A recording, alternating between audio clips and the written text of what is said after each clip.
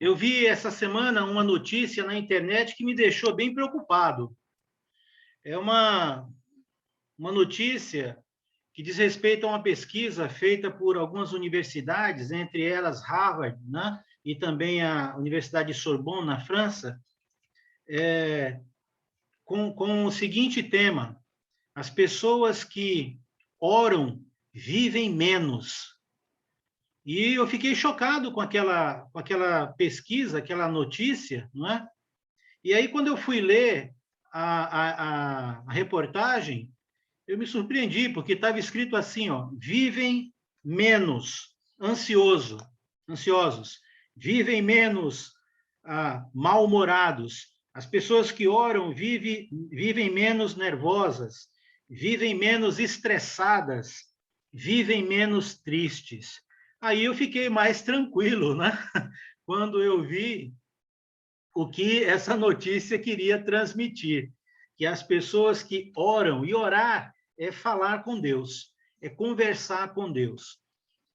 Sabe que eu tenho estudado muito a respeito da psique humana, né, dos problemas que, sobretudo, tem causado aí a pandemia e com relação à saúde mental das pessoas, e tenho visto o quanto tem sido necessário e o quanto as pessoas estão buscando, estão dispostas a pagar para outras pessoas, né, para conversar, para que a pessoa tenha tempo para ouvi-la. É claro que, quando se trata de profissionais dessa área, como psicólogos, psicanalistas, até mesmo psiquiatras, né, conselheiros, em alguns casos, essas pessoas, alguns desses profissionais, eles evidentemente vivem disso, então eles cobram, né? Mas eles também buscam guiar, conduzir a pessoa usando vários métodos, né? Depende de cada um, vai usar uma abordagem aí, mas todos no sentido de que as pessoas possam aliviar os seus problemas, os seus sintomas, elas possam se sentir melhor, né? Sofrer menos, através da escuta, da fala, do acolhimento. E isso tem sido uma constante crescente no mundo todo, não é um fenômeno só que está ocorrendo no nosso Brasil, não é? No mundo inteiro. Mas, na verdade, quando você começa a estudar a Bíblia, logo você vai perceber que, nesse sentido, a pessoa, o ser que mais nos escuta é Deus, não é?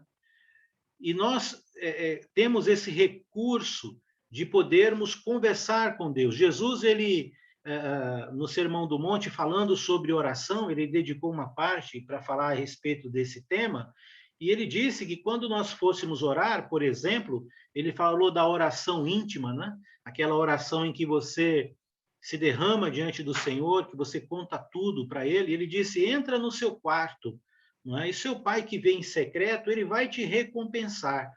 E muitas vezes a recompensa de uma oração assim, quando você está num ambiente seguro, num ambiente tranquilo, e você pode até falar em voz alta mesmo, né? Por um bom tempo com Deus, contar a sua intimidade, os seus problemas, as suas dificuldades, lutas, angústias e alegrias também, compartilhar com Ele.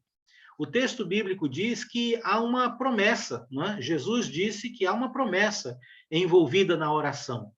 Não é só o fato de Deus nos escutar, é o fato de que ele também nos recompensará. E eu creio que uma das recompensas da oração, do tempo que nós conversamos com Deus, é o fato de nós sentirmos, né, aí a presença dele, o acolhimento dele, sentirmos aquele alívio, aquele peso sair, sentirmos que através de falar com ele, nós mesmos vamos vendo caminhos de orientação associados à palavra dele.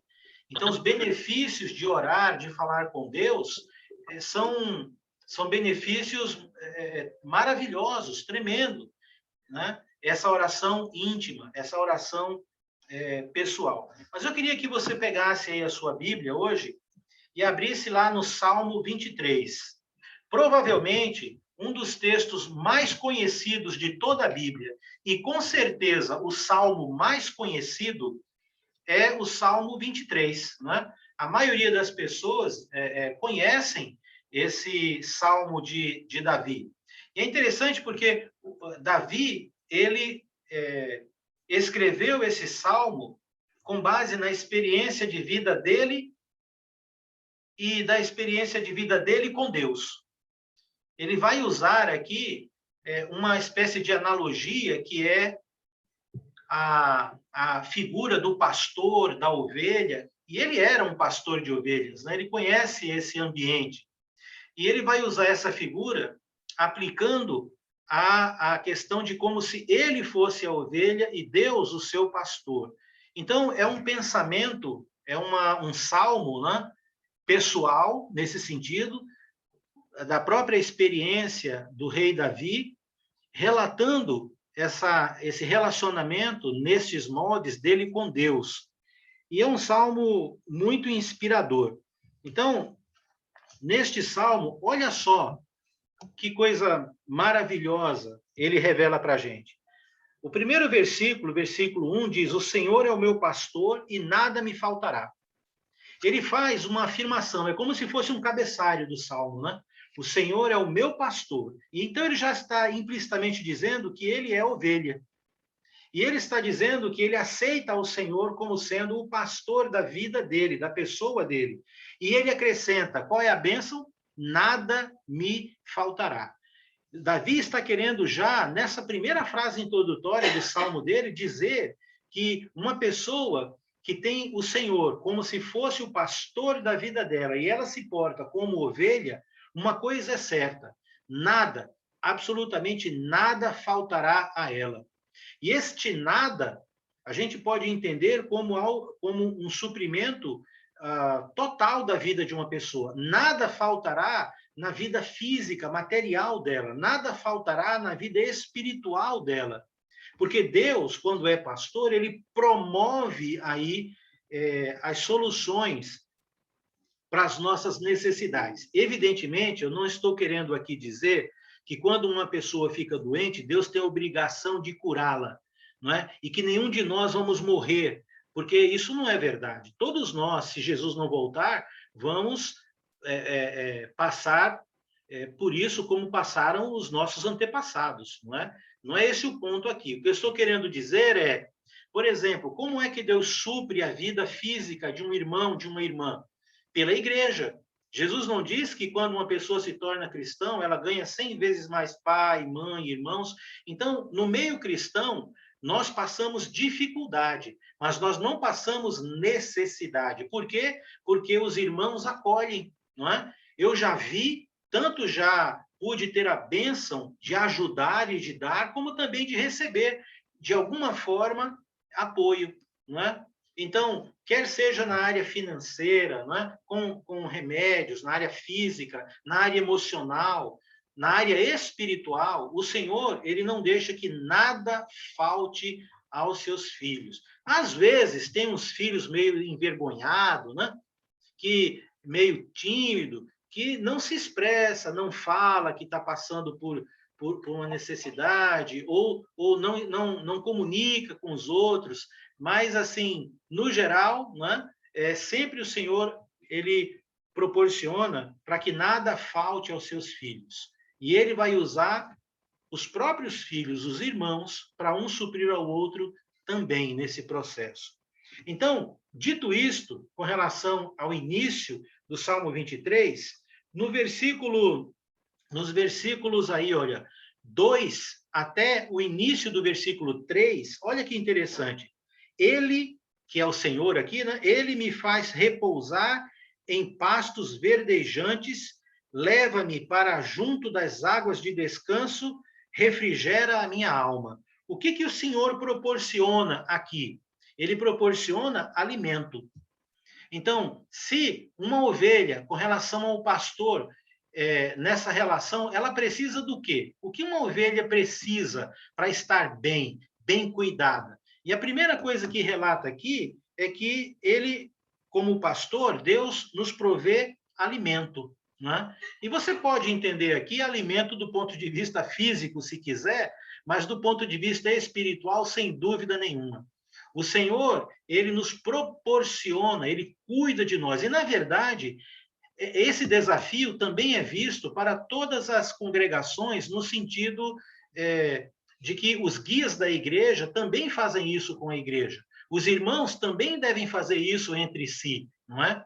Mas é interessante que o versículo 2 até o início do versículo 3, fica evidente que o Senhor, ele provê como um pastor às ovelhas alimento. Depois, no versículo 3, não é? A parte B aí do versículo 3, outra coisa que um pastor proporciona para a ovelha é ele guia, não é? Ele conduz. Ele está sempre à frente ali, conduzindo o rebanho. Ele guia, dá a segurança do direcionamento, evitando assim que elas se percam, evitando assim que elas vão para um lugar longe ou deserto, seja como for. Então diz lá, guia-me pelas veredas da justiça por amor do seu nome. Né? No versículo 3, então, o Senhor, ele proporciona liderança, ele proporciona a segurança de saber onde estamos e para onde vamos por conta da presença dele nas nossas vidas. Assim como ele fez com Davi, faz com a igreja, faz com você. Outra coisa que um pastor proporciona também às ovelhas está no versículo 4, que é proteção. Então, um pastor, ele alimenta, ele guia, direciona, e ele também protege. Olha lá o versículo 4. Ainda que eu ande pelo vale da sombra da morte, não temerei mal nenhum, porque tu estás comigo, o teu bordão e o teu cajado me consolam. Esse bordão e cajado consolam. Consolar aqui está no sentido de dar a segurança, de proteger, ok? De deixar a pessoa tranquila, não é? O bordão e o cajado eram instrumentos de trabalho de um pastor que também era extremamente importante para proteger o rebanho. Então, veja o que Deus proporciona na sua vida e que Davi está reconhecendo que ele, Deus, proporcionava na vida dele, o rei Davi, um homem que tinha um exército de milhares de pessoas, né, de soldados, um homem que morava numa fortaleza. Mas aí, quando ele olha para a relação dele com Deus, ele diz, o Senhor é o meu pastor, não é? E nada me faltará. Não me faltará alimento, não me faltará liderança, né? Segurança de para onde eu estou indo, direcionamento e proteção, porque o Senhor proporciona isso. Até hoje, o Senhor é o mesmo para conosco, é o mesmo em nossas vidas. Depois, no versículo 5, nós vemos que ele vai um pouco além agora. E ele vai falar a respeito, saindo daquela figura do pastor e da ovelha, ele vai falar algo agora pessoal, né? Mais concreto no sentido de visibilidade. Ele, no versículo 5, vai dizer que o Senhor também lhe dá a vitória. Agora, ele, como um rei, entende bem disso, porque ele tinha vários inimigos. Davi foi para a guerra várias vezes. E o povo de Deus, ele sempre teve a condição de depender do Senhor, e todas as vezes que eles dependeram do Senhor e obedeceram ao Senhor, eles tiveram êxito, eles foram vitoriosos, né? E aqui diz, preparas-me uma mesa na presença dos meus adversários, unge-me a cabeça com óleo. Então, essa expressão é uma expressão de vitória, de que Deus está com ele, de que Deus tem o abençoado, cuidado, zelado, é o resultado dos enfrentamentos. Então, nós podemos ter certeza que não há dificuldade que nós venhamos passar nesta vida, que o Senhor não nos dê vitória, ok? Agora, precisamos entender que a vitória segundo Deus não significa que as experiências vividas por você ou os pedidos feitos por você, naquilo que você e eu julgamos que é importante e necessário para nós, sejam concedidos como nós queremos. Não significa isso, ok? Significa que, independente disto, independente das circunstâncias, está garantido pelo Senhor para todos nós vitória sobre os nossos inimigos, sejam eles quais forem. sabendo que nós temos um arqui-inimigo que nos tenta e todos os dias ele apela contra nós, não é? Intenta contra nós. Depois, no versículo 6, ele diz bondade e misericórdia, duas virtudes muito importantes, né? A característica da vida de uma pessoa que serve ao Senhor é que ela enxerga as coisas com os olhos do Senhor. E o Senhor é bondoso. Ele é justo, mas ele é bondoso. E a bondade dele, ela é permeada por misericórdia também, não é? Ele não é só uma pessoa que tem o seu caráter baseado na bondade, na generosidade, em ser gentil, não é? Provedor, mas também na misericórdia, que é uma virtude aplicada àquilo que uma pessoa não teria direito algum pelo que ela fez, mas aí a destra da misericórdia significa não levar em conta a ofensa, não levar em conta aquilo que foi feito de mal, e ainda assim dar a essa pessoa o perdão, estender a destra a ela. Então, o nosso Deus é misericordioso. Eu creio que você sabe disso, porque Deus tem sido bondoso com você e misericordioso com você e comigo. Tem? Ele tem. E diz aqui, então, bondade e misericórdia certamente me seguirão todos os dias da minha vida. Um bom termômetro para nós, discípulos de Cristo, vermos a nossa relação com Deus é ver como os nossos relacionamentos estão. Se os nossos relacionamentos estão em bondade e se nós temos sido pessoas misericordiosas. Se estamos refletindo isso. Essas duas virtudes são muito importantes porque elas são termômetros evidentes em relacionamentos humanos. Uma pedra, eu não preciso ter misericórdia da pedra, né? Nem exercer bondade para uma pedra, mas com pessoas, sim. Então, fica evidente nas relações essas duas características aqui.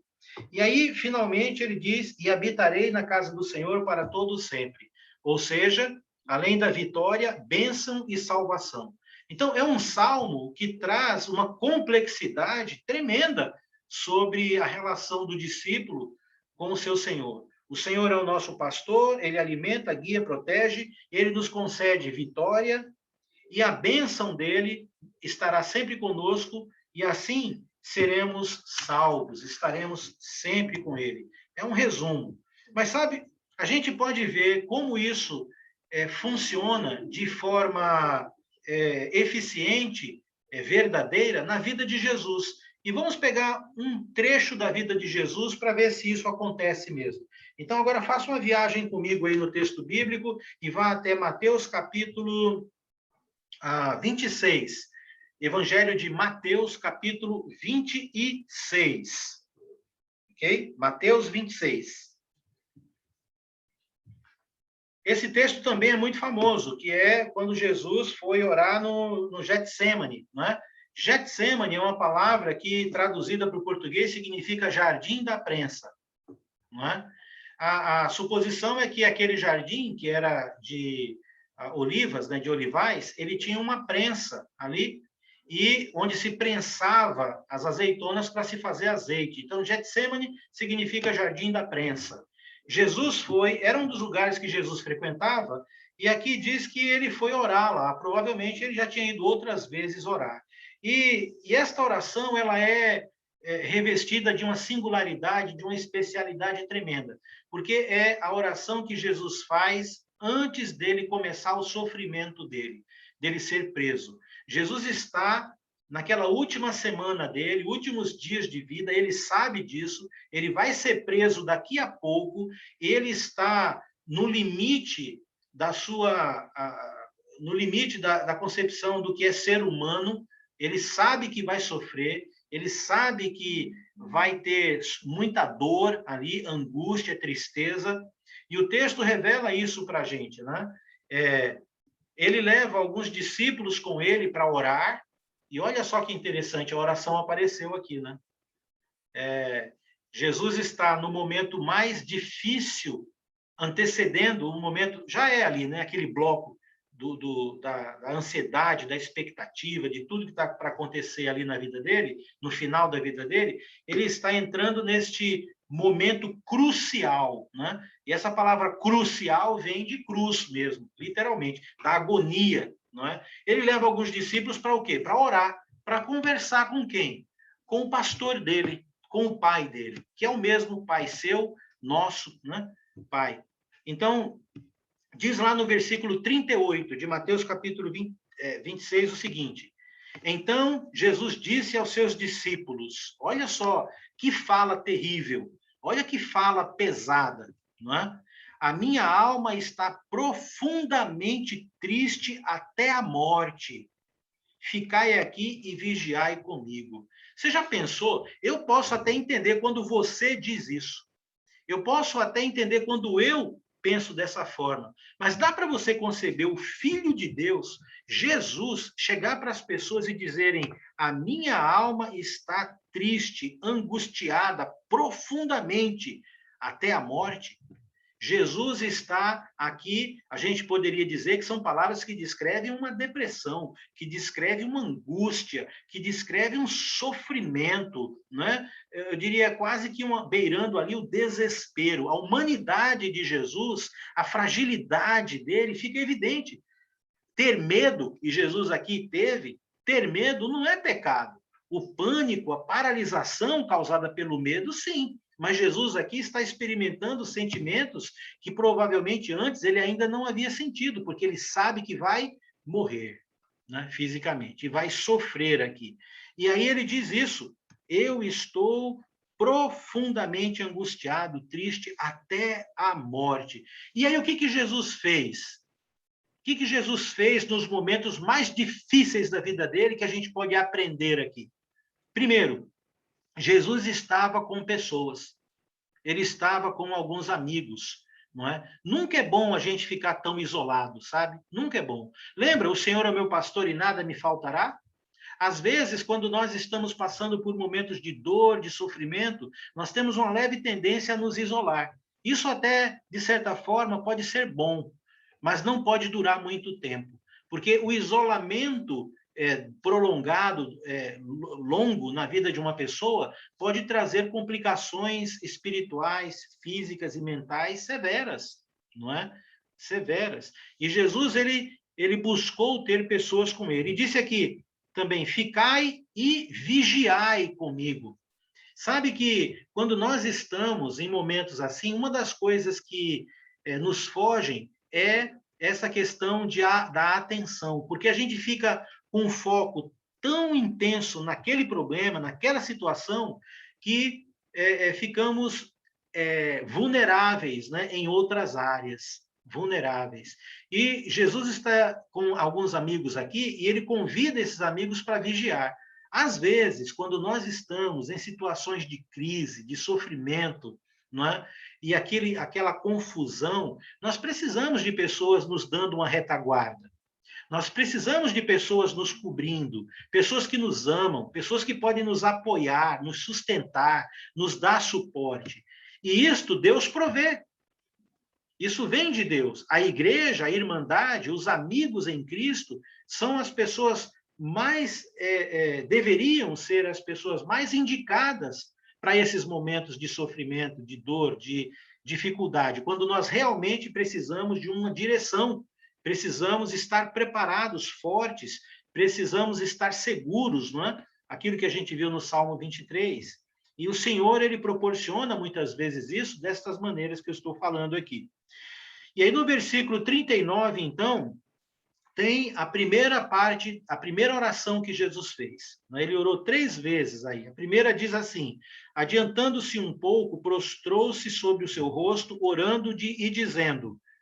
E veja bem, Jesus aqui agora está afastado, ele está fazendo aquela oração íntima, aquela oração, embora os amigos estão ali vigiando, mas ele se afastou um pouco, né, ali, e ele vai falar com Deus a sua angústia. Ele vai dizer o que ele está sentindo, né? Muitas vezes nós procuramos pessoas para falar o que nós estamos sentindo, e isso é bom.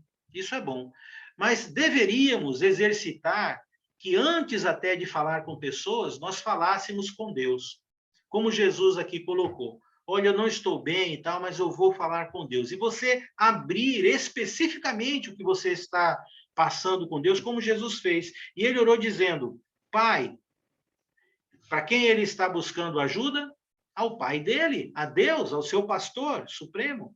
Se possível, passe de mim este cálice, este sofrimento. Não deixa que eu sofra. Todavia, não seja como eu quero, e sim como tu queres. Que oração simples, pequena, mas tão profunda. Lembre-se que ele acabou de dizer que ele estava triste profundamente até a morte. E ele faz um pedido para Deus: me livra desse estado.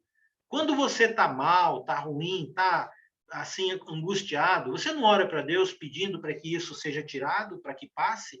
A gente ora, não é? Mas também deveríamos dizer que, independente disso, que o Senhor também faça a vontade dele, porque às vezes, meu irmão, a resposta do Senhor não é aquela resposta que você e eu tanto queremos, né? E eu tenho visto muito isso, sobretudo em alguns aspectos relacionados à doença, né? Então, eu não quero aqui gorar ninguém, criticar ninguém, não é essa a ideia, não é esse o ponto aqui. Mas eu quero trazer um aperfeiçoamento de batalha, de luta da nossa fé. A nossa fé e nossa confiança em Deus passa pelo crivo, como discípulos dele, de que até mesmo em face à morte, frente àquele inimigo, ou aquela passagem que todos nós um dia, se Jesus não voltar e nos encontrar aqui ainda vivo, vamos passar, que para muitos é difícil e doloroso, mas que tenhamos essa concepção de Jesus aqui, de que mesmo num estado como esse, Jesus se entrega totalmente à vontade de Deus, dizendo: contudo seja feita a tua vontade. Essa é uma oração muito difícil. Muito difícil. Para muitos de nós é difícil. Eu já estive, que eu me lembre, pelo menos 3 vezes, né?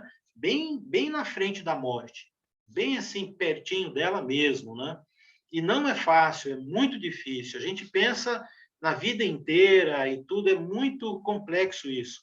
Mas, ao mesmo tempo, aqueles que têm o Senhor, eles são chamados a confiar no Senhor de tal forma que até mesmo diante de momentos assim, ainda há a condição de entregar-se totalmente ao Senhor. E aí, voltando aos discípulos, né, ele encontrou lá os discípulos dormindo. E aí Jesus acorda, provavelmente eles, e diz a Pedro: vocês não podem nem ficar aqui comigo 1 hora sequer vigiando? Pois é, porque ainda que Deus proporcione o fato de que pessoas são importantes para estar conosco, para nos prover aquilo que Deus espera, ainda assim são pessoas. E nós não podemos de todo, né, depositar a nossa vida, a nossa esperança, a nossa confiança total e plena em pessoas, no sentido de que elas são pessoas e elas podem, por algum motivo, falhar com as expectativas que nós temos em relação a elas. Agora, Deus não. Deus nunca, não é?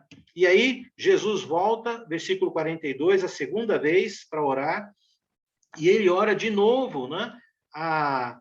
Praticamente as mesmas palavras aí. E aí, no versículo 43, voltando-se, achou-os outra vez dormindo, não é? Porque os seus olhos estavam pesados, não é? Então, é assim, às vezes nós somos essas pessoas, né?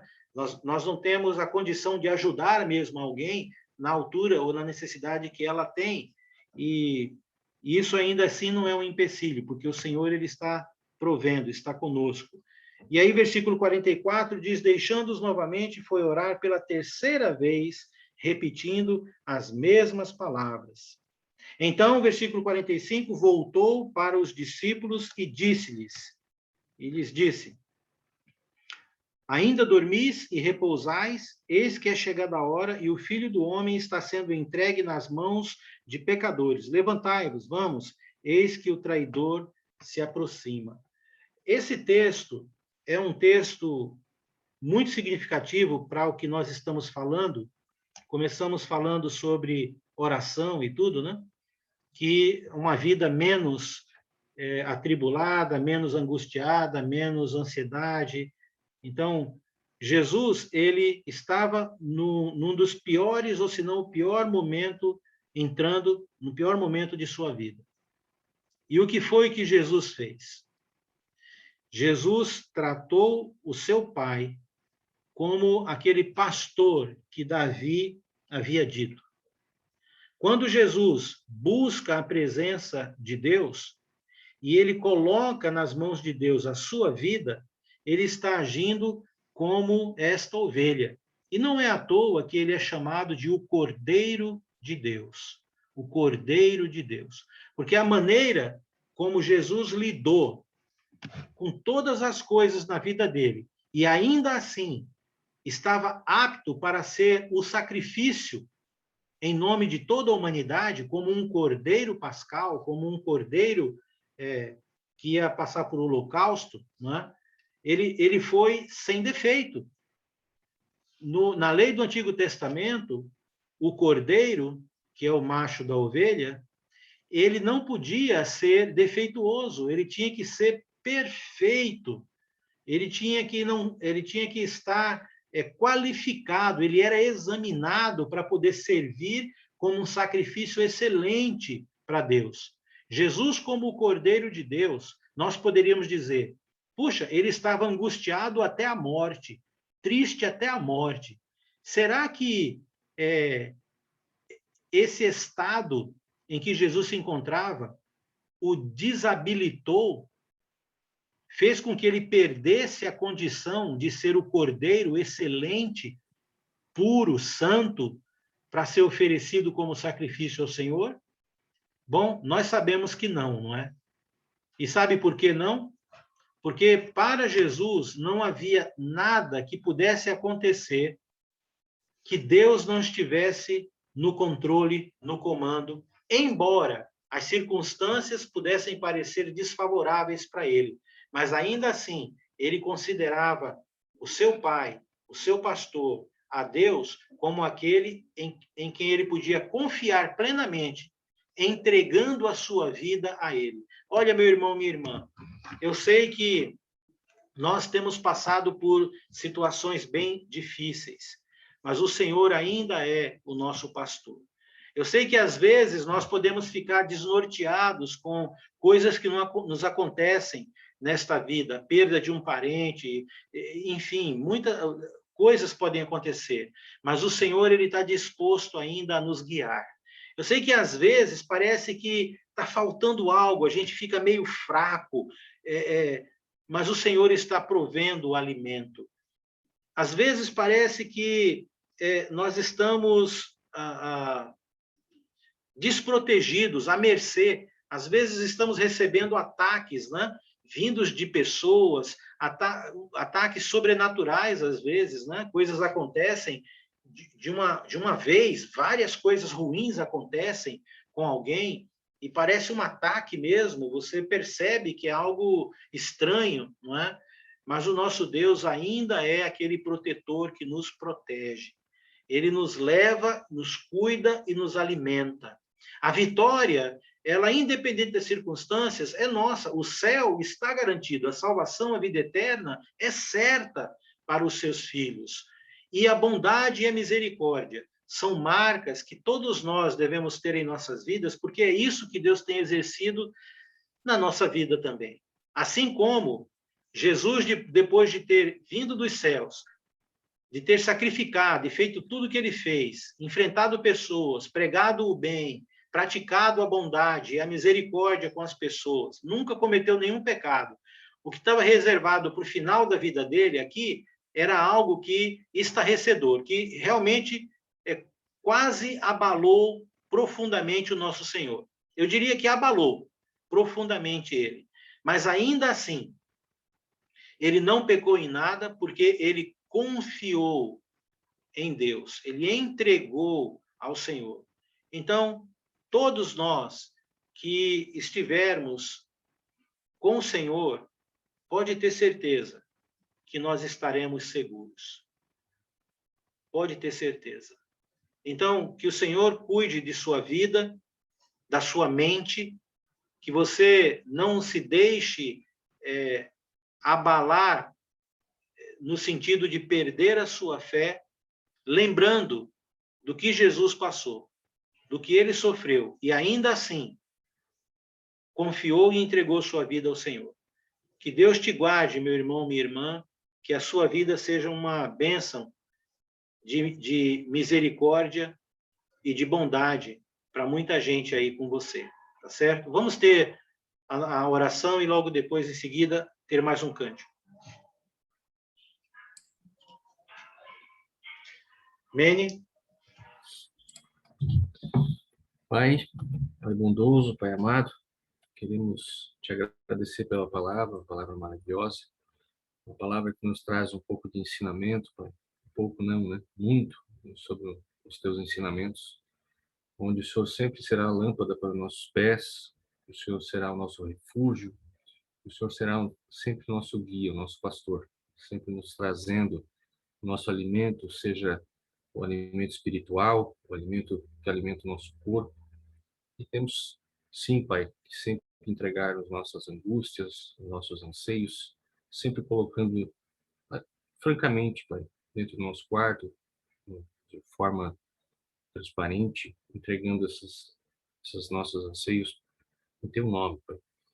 E o Senhor saberá sempre o que é melhor para nós, seja na nossa vida, seja na nossa saúde, na nossa família, na nossa comunhão. Confiamos em Ti e entregamos esse culto em nome de todos nós, da Tua igreja, Pai. Entregamos esse culto para Ti, em nome de Teu Filho Jesus, Pai. Te agradecemos e te pedimos. Amém.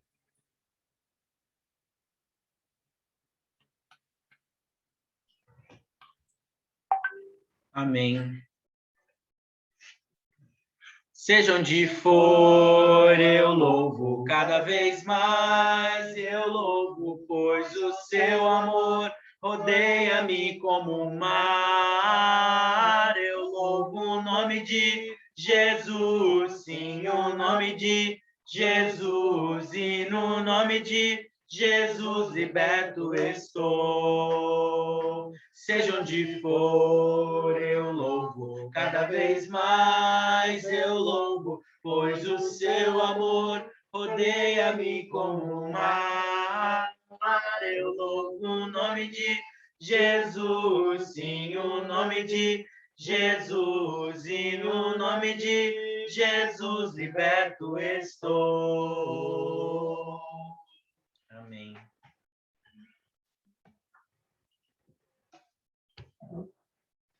Muito bem.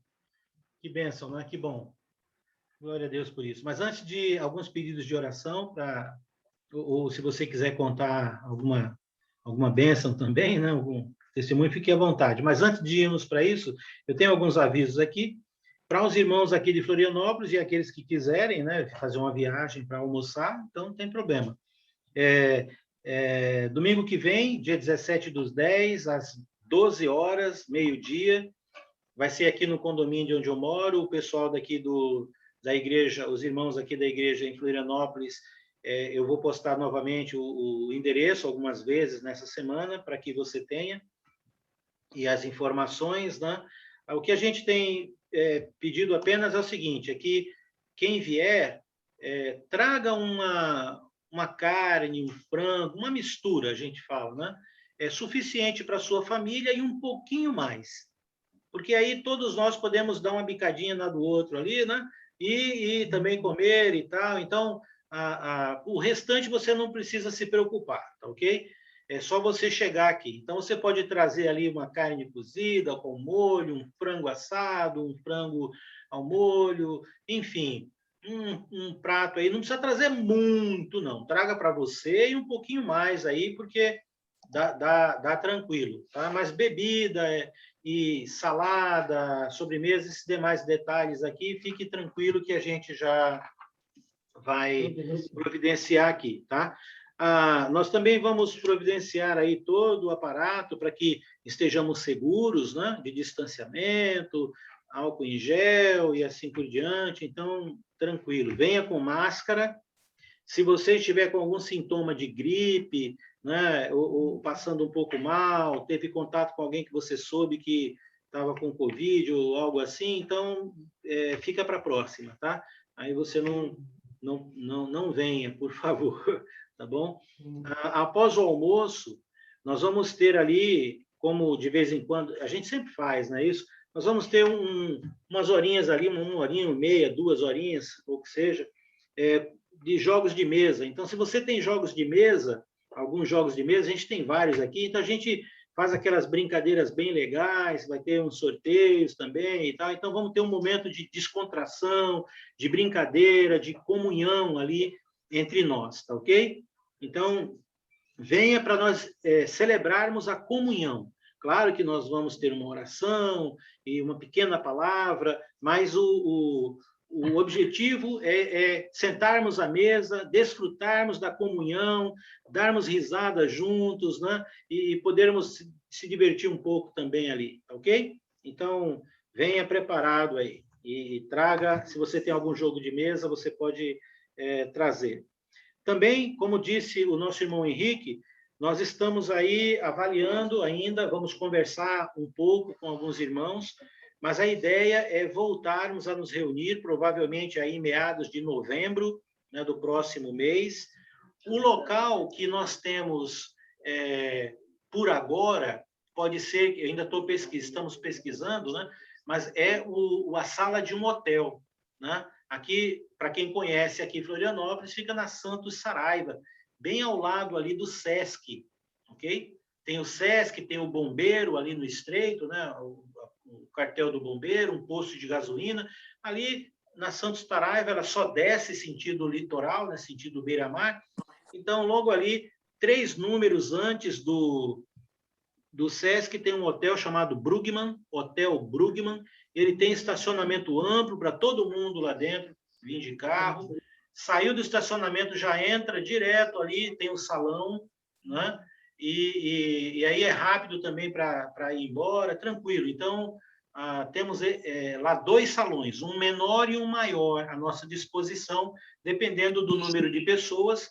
Nós vamos, quando estivermos para reunir, queremos saber os irmãos que vêm, para nós podermos preparar, né? Deixar tudo pronto lá, com distanciamento e tudo, e saber qual salão nós vamos usar. Se é o menor, né, para 40 pessoas, ou o outro maior ali para 70 pessoas, e assim por diante. Então, a gente vai dar uma pesquisada nisso, tá bom? A ideia também é que você confirme a sua presença, então, se não fez ainda, para o almoço. No grupo da igreja, coloque lá almoço e o nome das pessoas que vêm com você, para a gente deixar ali na portaria e saber quantas pessoas vêm para arrumarmos os lugares também, né, no salão. Da mesma forma, mais para frente, quando confirmarmos lá o culto, a volta, nós ainda vamos transmitir o culto, né? Para transmitir isso é tranquilo, é só a maneira como que vamos transmitir que a gente vai ter que estudar melhor, mas isso não tem problema. E vamos nos reunir, então, presencialmente a partir de novembro agora, tá ok? Dito isto, vamos orar, irmãos, e há tantas pessoas precisando de oração, não só nós, mas pessoas à nossa volta, não é? Então, se você tem algum pedido de oração, se você tem algo que gostaria de compartilhar, uma bênção, fique à vontade, pode dar um sinal aí, abrir o seu microfone, né? E falar. Temos a Neia, depois temos a Ione. Oi, Alex. Oi. Pedi pelo Binho, piorou, Alex. Sim. Eu vou falar dele. Pode deixar. Ok. Alex? Oi, Neia. Eu quero pedir oração para minha irmã, a Beta, que ela passou esse final de semana comigo, teve até ontem, né? Eu levei para casa hoje, mas ela está cada vez piorando, sabe? E a gente vai amanhã trocar de psiquiatra, porque ela chora direto. E tu imagina tu ficar com uma pessoa assim que a gente ama, ver o sofrimento dela, né? E os remédios que está tomando parece que não estão fazendo efeito, sabe? E aquela angústia, aquele choro direto, olha, não é fácil. Tu vê uma pessoa que a gente ama tanto e o sofrimento dela. Então, peço a Deus que amanhã, quando eu for levar ela na outra psiquiatra, que ela possa ver que esses remédios que ela está tomando não estão fazendo efeito. Então, que ela troque ou que ela passe outro, né? Que ela possa melhorar, porque é muito triste, né? A pessoa que a gente gosta, assim, pessoa que a gente ama de verdade e passar por isso que ela está passando. Sim, Estamos vamos orar. orando. Continua orando. Como é o nome dela, Neia? Da sua Beta. irmã? Pra que a gente- Beta, Beta. Obrigada. Beta. Beta. Ione e depois Virgínia. Ione, vai ter que abrir o seu microfone. Ione, toca aí no microfonezinho que vai abrir. Tem um desenho de um microfone pequeno. Aí você tocou aí, no outro. Aí, pronto. Pode falar. Seu Alex, agradeço pela oração, mas essa noite ela piorou. Eu estou aqui dormindo em pé. Ah, Eu passei a noite com ela. sim. Dias melhores, dias piores. O quê? Aquela ansiedade. É sua filha, Horrível. não é? Sua filha, não é? É a Rosemary Petri. É Uhum. minha filha. É minha filha. Sim. Ela Eu não peço melhorou, oração. querida? Ela não melhorou? Não, ela deu uma melhora assim, sabe? Ela dá aquelas melhoras assim que o senhor não posso imaginar.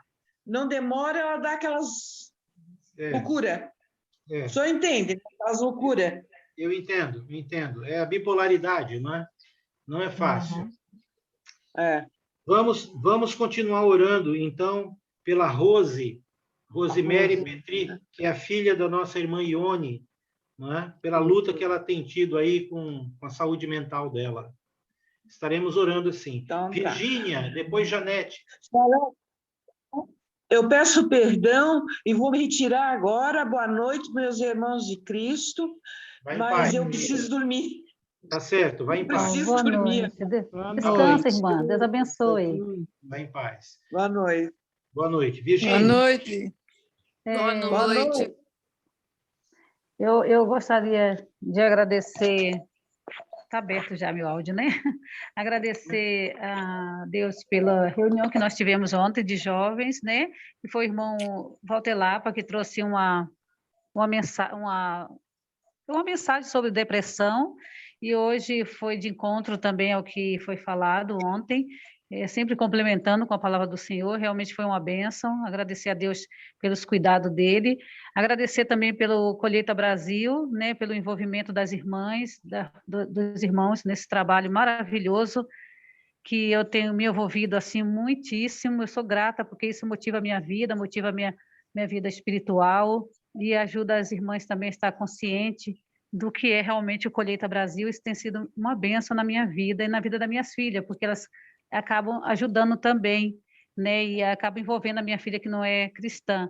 E isso tem me alegrado bastante. E é isso, é só agradecer realmente por tudo que o Senhor tem feito por nós. Boa noite, Amém. irmãos. Virgínia, Obrigada, viu? estaremos orando pelos jovens de Sorocaba, e o Colheita Brasil é um programa de alguns irmãos que estão já há alguns anos, né? Eles estão angariando fundos para um projeto que é de enviar missionários para as capitais no Brasil que ainda não tem igreja, não é? E a mais recente foi Teresina. Eles estão sondando agora Boa Vista, e dia 14 de novembro, eles estão, então, nos sites nos WhatsApps de vários grupos da igreja, tem circulado aí essa propaganda com os dados da conta bancária e tal. É uma coleta só. A proposta inicial, original, é uma oferta por ano. Uma oferta por ano. Alex, Alex, eu conversei com o João hoje. Eles aceitam que vai dando daqui até 14 de novembro. Sim, por isso que... Eles têm o Pix também, tá? O Pix é Colheita, Colheita Brasil. Deixa eu ver. Depois eu te envio o Pix, tá? Deixa eu até fazer uma observação. Acho que os irmãos já sabem disso, né? Mas não sei se todos. Mas, então, as mulheres estão fazendo um trabalho muito especial no sentido de quê? De estar conversando com as mulheres na própria congregação e fazendo grupos, montando grupos. Para quê? para poder dissolver esse dinheiro. Como é que dissolver? Quer dizer, não deixar só o dia 14 de novembro, porque às vezes a gente não é muito disciplinado, ou a gente naquele dia não vai ter aquele 140 ou 150, ou quanto que for, né?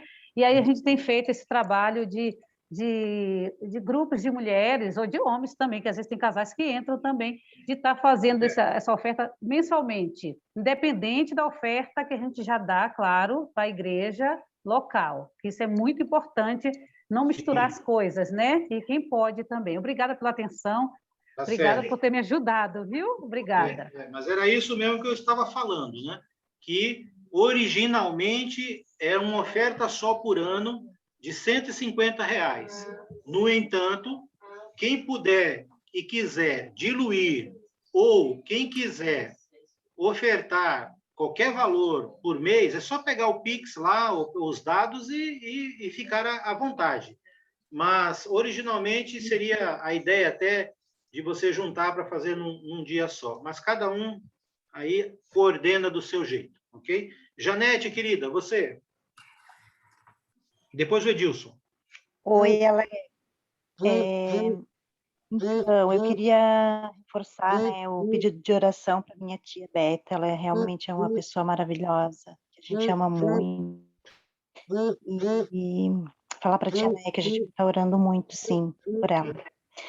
E também queria pedir orações por um casal amigo nosso, a Carol e o Marcos, que eu já falei para o Alex sobre eles. Eles perderam um sobrinho faz pouco tempo, ele pulou do Morro da Pedra Branca, veio falecer.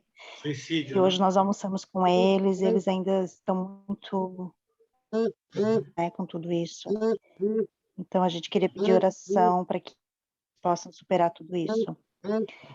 E agradecer a Deus e as orações dos irmãos, porque temos sido tocados, né, pelas mãos do Senhor. Amém. Vamos orar, sim, pela Carol e Marcos. Eu estou aguardando lá a confirmação para a gente fazer aquela visita para eles, tá? Sim, eles querem muito. É só marcar com eles lá, tá? Para a gente ir. Sim, porque eles ainda estão resistentes a contatos, a sair de casa, eles estão ainda traumatizados. Hoje eles falaram que querem muito receber a tua visita, só precisam se fortalecer um pouquinho mais. Beleza. Ótimo. Edilson.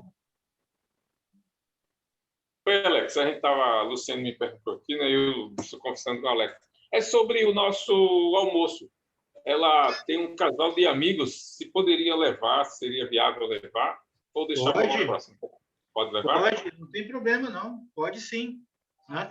Só precisamos dos nomes. Né? Não há problema, não. Ok? Eu já passo ali. Ok, Alex, era só isso. Obrigado. Nada. Mais alguém tem algum pedido de oração que gostaria de colocar? Eu sei que todos nós temos, né? Mas o que você julgar importante aí a ser dito. Muito bem, então.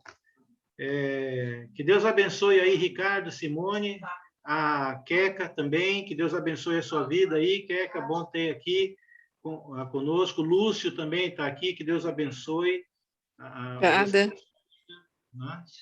Muito bem. Boa noite. Boa noite. Vamos orar também pelo Fábio, né? Fábio é um irmão nosso lá de Campinas, São Paulo. Conheço ele desde garotinho, né? Quando ele era ainda bem adolescente, na tenra idade, e fiz o casamento dele, inclusive. É um irmão muito querido, né? Então, ele está com Covid e o estado dele piorou de ontem para hoje, né? Ele está recebendo mais oxigênio, está entubado, mudaram a medicação, ele está inconsciente, né? Está entubado. Então, peço orações aí em nome da família, em nome, evidentemente, da esposa Regiane, dos filhos. Ele tem 2 filhos, né? Pequenos ainda. Então, com certeza, eu creio que ele está preparado para ir para o Senhor, se for o caso, mas o que é para crianças perder o pai tão jovens ainda, né? Tão pequenos. Então, embora ele esteja preparado, a gente sabe que para a esposa e filhos a ausência é muito difícil. Então, estejamos orando pelo Fábio, né? Vamos orar, então, agora? Vamos lá. Soberano Deus e glorioso Pai, eterno Senhor, o Senhor é um Deus fantástico, tremendo, é um Deus que está sempre ao nosso lado, independente das circunstâncias.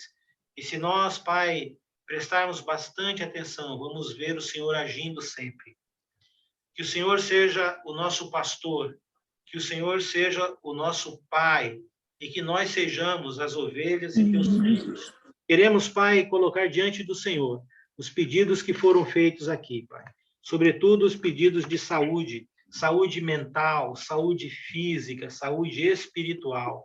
O teu povo, Pai eterno, invoca o teu nome, clama ao Senhor, pede ao Senhor, ó Pai, suplica, porque são questões, Pai eterno, que nós não temos controle algum, e que o Senhor é o nosso refúgio, a nossa fortaleza.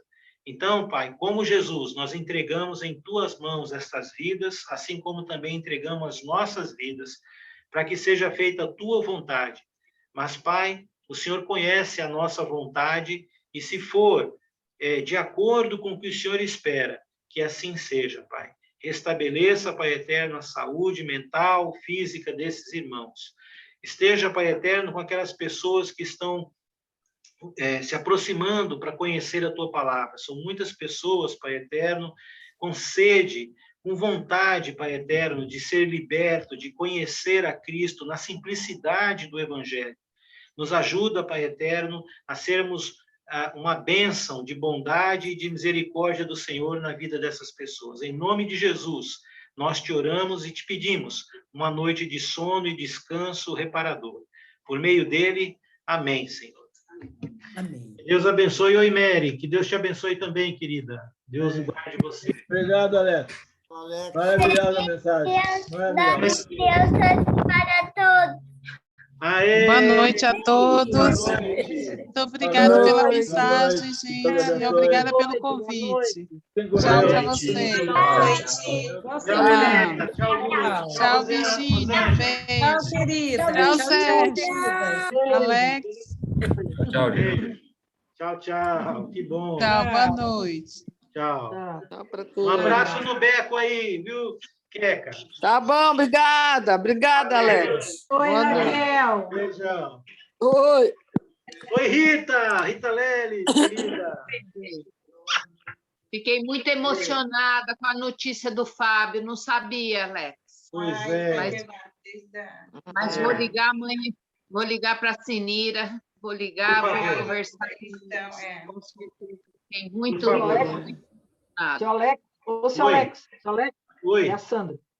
A Rita aí não é parecidíssima com a Sandra do São Paulo? É todinha ela. É mesmo? Obrigada. Nossa, ela é muito parecida, gente, com a Sandra do São Paulo. E não é de hoje que eu vi. Lembra. Parecida com a Sandra. Outra coisa que eu ia perguntar ao senhor, seu Alex, domingo vai ter o culto? Sim, domingo? Normal. Mas vai ser lá ou depois?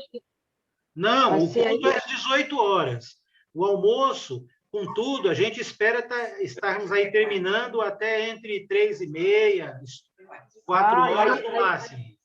Tá, aí a gente vem embora e fazemos em casa, é isso? Isso então mesmo. é isso que eu queria saber. Obrigada, eu queria saber. Tá? Obrigado por ter perguntado. Eu vou postar essa informação lá no grupo também, tá bom? Vou confirmar. Tá? Obrigada. ok. Boa noite, Deus abençoe. Então, meus queridos, que Deus abençoe. Rita, que Deus te guarde. Aí um abraço no Guilherme, um abraço no Gustavo, um abraço no maridão aí, tá bom? No Walter, que Deus abençoe. Obrigada. Amém. Deus te abençoe Tchau, Mary. também. Tchau. Henrique. Estou fechando. 3, Nilson. 2, 1. Vai.